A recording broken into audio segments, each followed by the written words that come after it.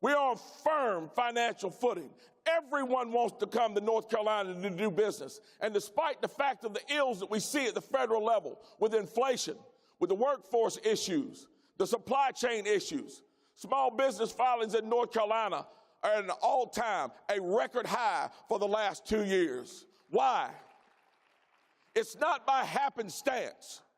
It's not like this article that the ABC News did the other day that said, red states are doing better economically, but it's because they're warmer.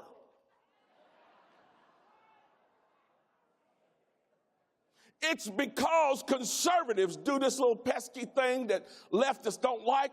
We put principles inside of our policies and they yield a desired result. And it shows in how our states operate. Yet and still the news media, they never want to talk about that. I can give a 25-minute speech. 24 minutes of it will be about what I just told you.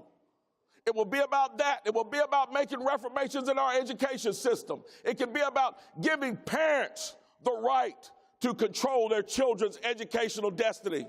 It can be about raising the stature of people all across our state and taking them on a journey that sees them increase their financial fortunes, their educational fortunes, and their futures.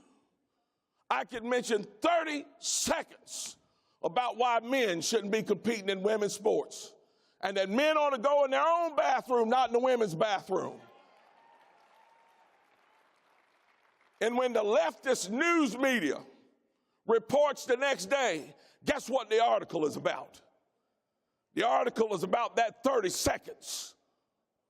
You see, they don't want to talk about the fact that California is falling apart and Florida is flourishing.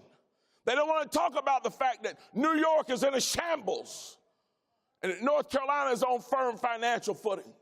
They don't want to talk about the great things that are going on in Arkansas and other places where great conservatives are at the helm doing great things. When it comes to that, the news media is silent because they don't want to admit one thing.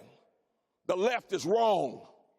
They are wrong on every topic, on every issue. They don't have a political leg to stand on. They don't have a social leg to stand on. They don't have a spiritual leg to stand on. They have nothing to stand on because they do nothing right. In every state they're running it straight into the ground. It's a pesky problem for our news media. They despise that. Whenever they mention my name, they always mention my name in conjunction with social issues and how I hate everybody. According to them, I hate everybody. I hate people who walk and talk and walk upright. Or I hate people who drive cars. I don't hate anybody. Because what I'm doing is not about hate. And what you're doing shouldn't be about hate either. We should be operating because of what we love. Let me take it biblical for you. You know that battle between David and Goliath? You know why David won? He didn't win because he hated Goliath. He won because he loved God, and God was with him. So we have to focus on what we love. And what do we love? One word. Freedom. That's what we love. We love freedom. And if you notice, that same news media doesn't want to talk about how bad California is doing, but is always demonizing a guy like Mark Robinson or Ron DeSantis or that fella that needs to be in the White House right now, Donald Trump. They don't ever want to talk about freedom. Oh, they want to talk about freedom when it comes to what they like. The freedom for you to choose your gender. The freedom for your minor child to choose their gender behind your back without your permission. The freedom for a man, a grown man, to compete against women in sports. Oh, they're all for those kinds of freedom. But they're not for real freedom of speech.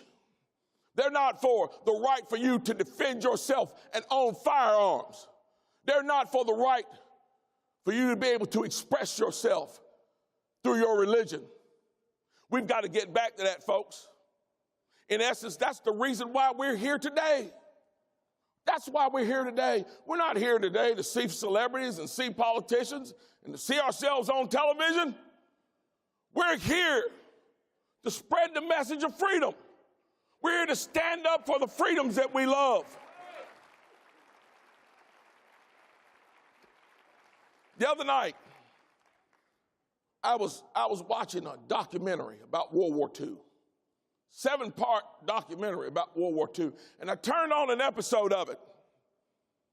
And right from the very beginning of the episode, tears start to stream down my face. And I was sitting there watching this thing, asking myself, what's wrong with you? Are you turned into an old man? What is wrong with you? Are you going soft? What's wrong with you? Why are you crying watching this? And then it hit me like a ton of bricks. I wasn't watching a movie. I wasn't watching Saving Private Ryan or Full Metal Jacket, or I wasn't watching some Hollywood war movie. I was watching the stories of the people who have sacrificed their lives, not their fortunes, not their jobs, not their stinking political careers, sacrificed their lives for our freedom. Do you know how many people are laying in their grave right now? Gave up the opportunity to marry, gave up the opportunity to have children and a family, gave up the opportunity like I have to see their grandchildren come on this earth, and they gave it up so we could sit here today. You know how many? The sacrifices that have been made for this country have been great and terrible. Well, now it is the time for us to sacrifice. When I hear a politician, an elected official say, well, you know, I don't want to speak about that issue because it might affect my re-election campaign. I have no use for you. You stand on the shoulders of young men and women who, when it was time to face down the enemy, were willing to give their lives for you.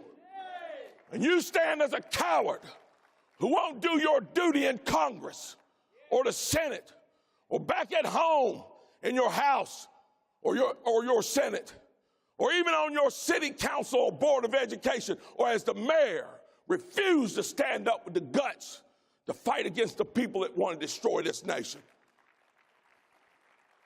Can't have that anymore, folks. We need warriors.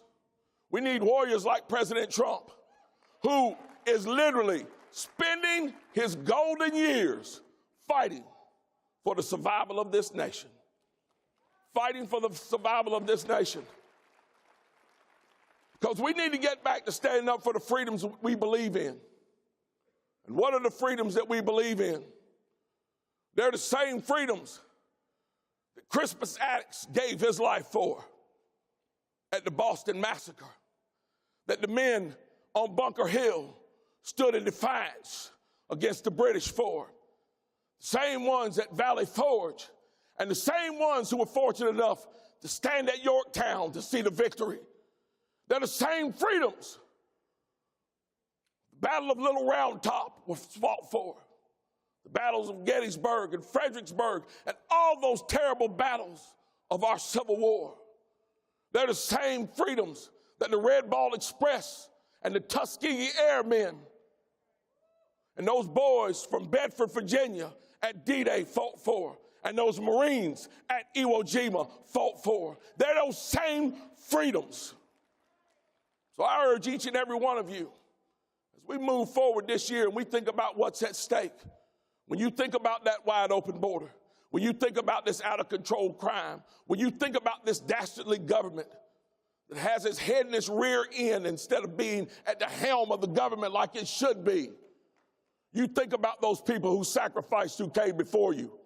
You get ready to sacrifice. And then let's all get together and do the thing that we need to do. Protect freedom in this nation. God gave it to us. Now it's time to defend it. God bless you all. God bless the great state of North Carolina, and God bless the United States of America. Thank you.